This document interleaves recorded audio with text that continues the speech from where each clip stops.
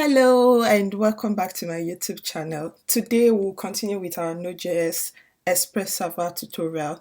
Last time we finished with the setup, we got our Express library installed and we were able to set up our first GET request, which is here, and we tested it and got a message saying welcome to Bookrush. We ensured our app was up and running by checking a message in the console. So today we'll be going ahead to continue with other types of requests, like the post request, the patch request, and the delete request. So stay tuned and enjoy the ride with me. If you notice on the left hand side, you will see that we have two new files, the index.html file and the data.json file. Now this index.html file is a file that we are going to be sending to the request whenever a request is made to app.get on the main path. We'll just say, rather than welcome to Bookrush, we want to send this HTML file. And also we have the data.json file, which is like our database. Remember, this tutorial is not focused on it's just focused on Node.js server, so we are not going to be making any interaction with an outer database or a third-party database. So we'll just be using something like this. In real life applications, this is not what you are going to have, but just to keep this tutorial simple and straightforward, we are going to be making use of this as our database. So it's a JSON file containing an object which typically looks like a NoSQL database. So it's a JSON object and it has just one collection, which is the books collection. And the books collection is an array that contains a list of books from ID 1 to ID 50. Yeah. And we can also extend this database to have other things like users, whatever, any other thing you want to add to it. You just give it the name and then an array to contain the list of items. Okay. So if you remember, when we started up our Node.js server, what we did was to run node and enter the name of the file we want to run, index.js. And we saw app running on port 4000, which means that our app is up and running.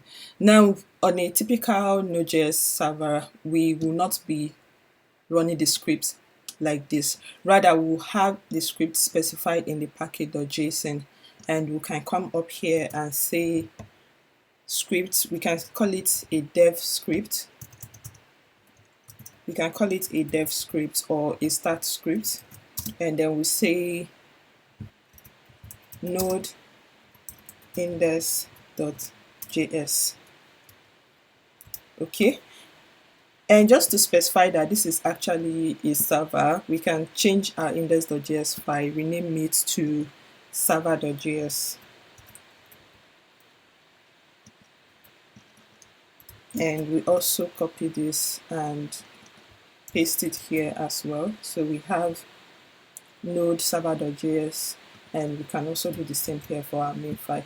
So when we close what we have on the terminal and we run npm run dev, this will run the script that we have here, node server.js. So this is like a replacement, saying a replacement for node server.js.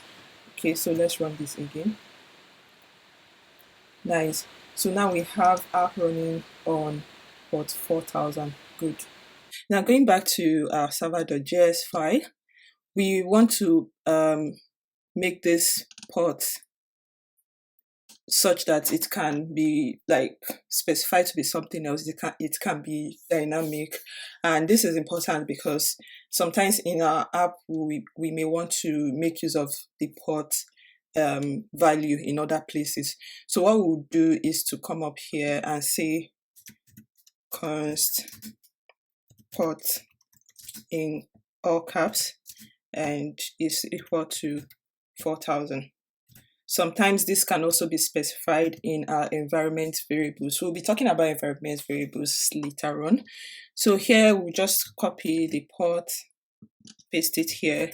Then we'll change this string to template literals by using the backtick, replacing the quotes that we had with backticks.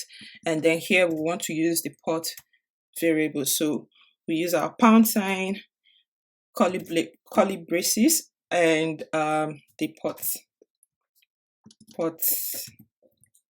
variable. Yes. So next time we have our ports, next time we start our port, let's assume somewhere in the application, maybe even in the environment variable, the port value is changed to something else, maybe 3000, and we start our application, we'll see app running on port 3000. Yeah, and we can only access this app through port 3000 and no longer port 4000. So I'm going to change this back and restart the server. Good. So what we want to do now is to read the HTML file, because I want to introduce us to how to read files and also write to files in Node.js. And that's like one of the most basic things that you need to do, or you need to know in Node.js. So we're going to be learning how to read and write to files. Now, in order for us to read this HTML file and send it over, we have to use the FS module of Node.js, and we can import it by saying, or we can const FS equal to, we require it, and we say node FS in strings, please, in quotes, not strings. Now this FS module contains a read and a write method, so we're just going to destructure it and get read file, and write file. Now if you hover over this, you will see that it says asynchronously reads the entire content of a file, while for the write file it says when file is file name, blah blah blah. Well, you shall write to the file, like replace the content of the file. Yeah. Now, because we are building a server and server requests are returned as promises, we are going to use the promise feature of the FS module. So we are going to just say promises. And I think this also has the read file. Let me just check. Yeah, it also has the read file, same thing. So asynchronously reads the entire content of a file. Now, if we just wanted to read content of this file, okay, so we are going to come back to our get request, and we'll say const HTML equal to read file. And we are going to specify the path. We're going to be specifying this path relative to our current position or the current file we are in. So we just say /ht index.html. Now this method returns a promise, so we have to await for the promise to resolve. And for us to do that, we need to make this whole callback function an asynchronous callback function. So we add the async here, and we are going to send the HTML file here instead. Yeah, so let's restart our server. Anytime you make changes to your server and you want the changes to be reflected, you have to restart the server. Now there is a package that can be used to automatically restart your server when you type or make any changes, which is nodemon. You can Google about that and figure out how to set it up, but we'll not be touching that today, so we'll just do this. And we're going to go to Postman, and we're going to be creating Now, when you open your Postman for the first time, you may be asked to create a workspace. No problem, just create a workspace. So you can just come here and say a new workspace, and then give it a name, maybe the name of your company, my company. And this is so you can invite other people to your API setup to read your documentation, to be able to contribute to it and all that. Okay, then you create it, and now you can create a collection here, a collection of API requests. And for your collection, let's call this book rush API. Okay. Now, if you come to these three dots, you should be able to create your first request, and it's a GET request. So we're just going to name it home, and we're going to say localhost 4000, which is our port, localhost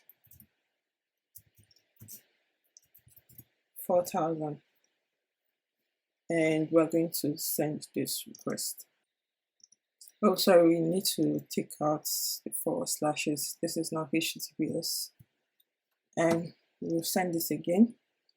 Yeah, so it returns the content of our HTML file. And if we go to the browser and make a request to this URL, we'll get the same thing, but the file will be interpreted because now we are running it on the browser, and we'll see something like this. So I'm just going to refresh this page, and then we see all the different HTML elements. So now we've successfully read a HTML file, and we've sent the content with our response. Now the next thing we want to do is to get the content of our data.json and return it on a request. And we'll be using the get request for it. For this, we'll be having a new endpoint, which is the books endpoint. So we'll come down here and say get all books, and we go again app.get, and now because we are having a new endpoint, we are going to say books. So here we have a get query to get all books. This is books, yeah. And what we are doing is that we are reading the data.json file, and we are of course it's returning a JSON type of data, and we need to convert it to basic JavaScript object, and that's why we have json.path here. And then we want to return, remember that it's an object containing books array. If we go back here, it's an object containing books array. So what we'll have is to return data.books, okay, because it's just the books we are interested in. So restarting the server now and going to our Postman, we'll create a new request, add request, and it's still a get request. Now we are getting all books, and we are going to say localhost 4000. Now this localhost 4000, rather than for us to keep typing it here, we can actually make it a variable in Postman, and all we have to do is just call the variable name. So we'll come to okay, so we'll just open the book rush collection itself, and we come to variables, and then we'll say add variable name, can just say host name, initial value, I don't know if it's the initial value or the current value now, but I'm just going to add the both of them. The good thing about this is that when you, in case the port number changes or the host name actually changes, maybe you want to test this in production, or even want to test the live API using Postman, all you need to do is just come here and change the value of this variable host name, and you won't have to keep going to each individual request to change that. So we'll just come back here. We're just going to test this now. Did I save that? Let me see. Save. Okay, so we'll come here and then we change this to, we use the variable. In this case, there is the hostname variable, so we just do this and send request again. We get the same response. Okay, so we'll come to get all books and then we'll say the same variable. You see that we don't even need to type it out in full, so we'll just say host name / books, and then we'll send this request.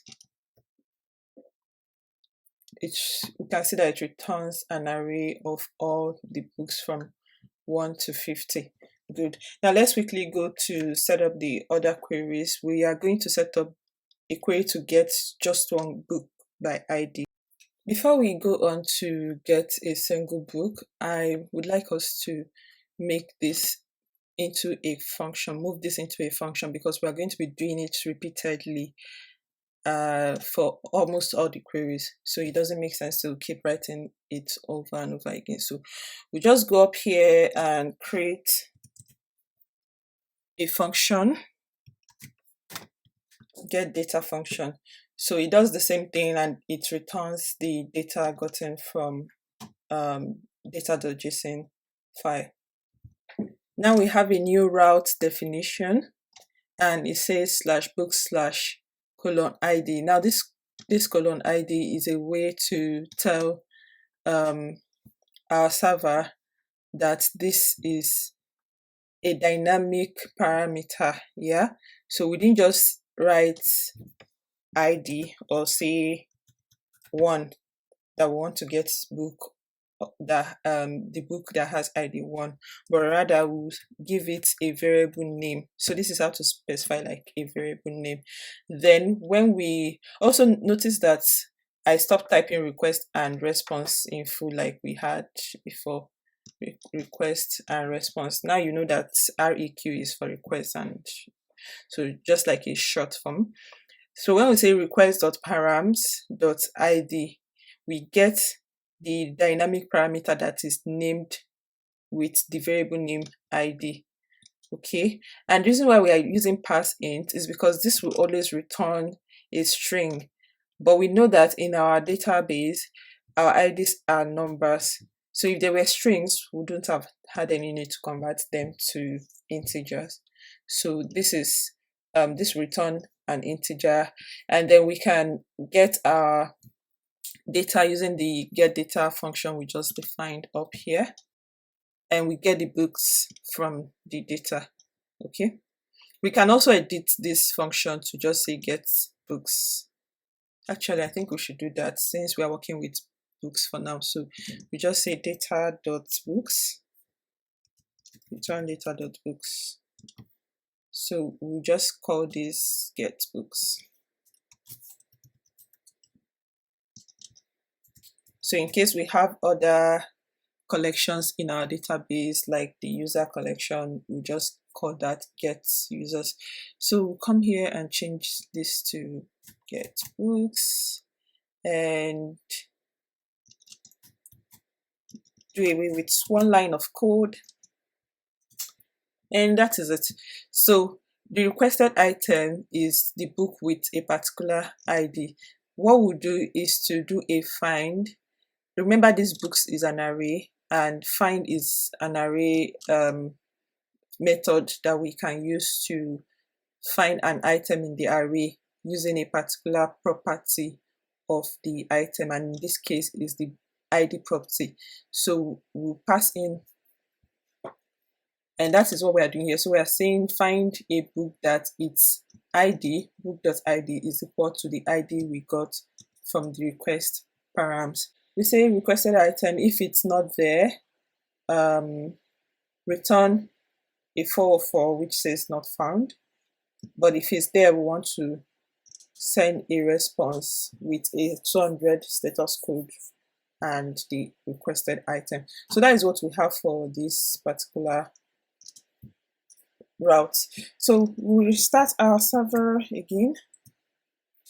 and come here, we create a new route. Let's save this so we can always get it back in case we close our Postman. So we come here, create a new request. It's still a get request, so we can actually change the request method here, but we are still working with get request. We'll just leave it that way. Now we are going to change this to get a book by ID. So we are saying the host name slash books, right? And slash one. We want to get book of number 1. So let's send this query. We say that we get the book with ID of 1. If we change this to 39, since we have 50 books, we'll send it again, book of ID 39. Let's say 100. Remember, we don't have 100 books, we have just 50. So it's item not found, because that is what we specified in our message here on line 32. And the status code is 404.